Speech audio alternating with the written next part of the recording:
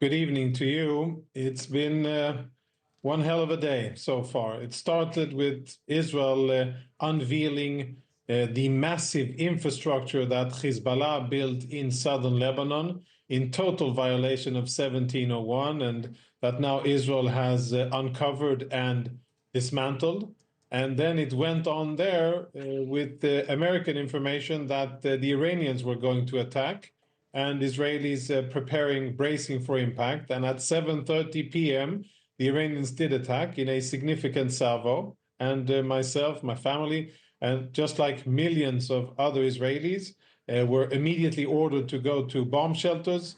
And we followed closely as we heard very loud explosions close to our house.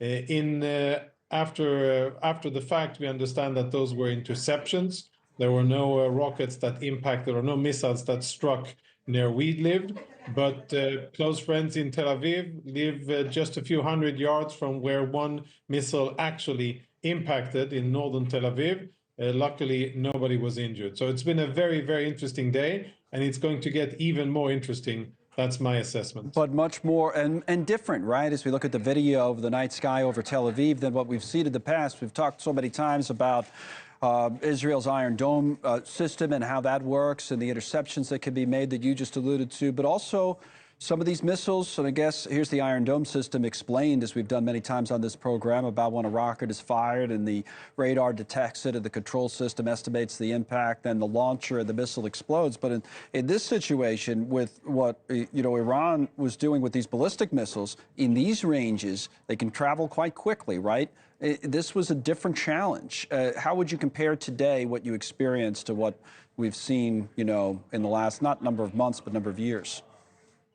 Yeah, so what Iran did on the 13th and 14th of April, which was last time, they fired about 120 ballistic missiles, and then the rest was slow-moving UAVs and a few cruise missiles. But a total of approximately 300 projectiles were fired towards Israel. This time, they fired, I think, only long-range ballistic missiles, about 180 of them. So they went all in with the heaviest piece of ammunition that they have for those ranges.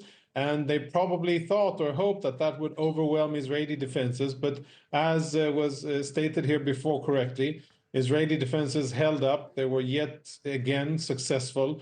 The Iranian attack, I think, fell very, very short of what they planned to do. And this is an opportunity for me as an Israeli, as a civilian, to say thank you to U.S. Troops deployed in the Middle East who have been coordinating, working together, and helping Israel defend itself. And I wish to express my gratitude for that, which I'm sure that countless other Israelis feel exactly the way I do. We heard from the Pentagon earlier, those U.S. interceptors, to your point, did play a role, as Israel's own system of defense that we talked about. Now what, Jonathon? What's next? What's your best guess on what we'll see?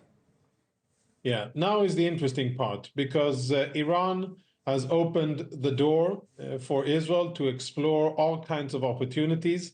And what I'm hoping is that Israel will seize this opportunity in order to strategically and fundamentally change the balance of power in the Middle East, nothing less.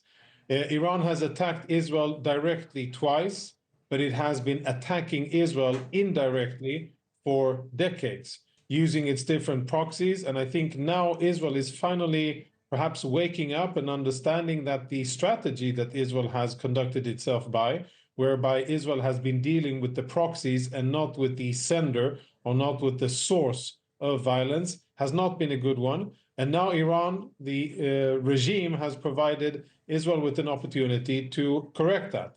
And I think that we are in a situation where the rules of the game in the Middle East are changing, where Israel now will address issues directly with Iran. There is a multitude of various different targets that Israel can strike. Israel can go for the crown jewels, the Iranian nuclear military program, which would, of course, have consequences, but Israel can. It has the abilities to do so if it decides so and if the U.S. agrees.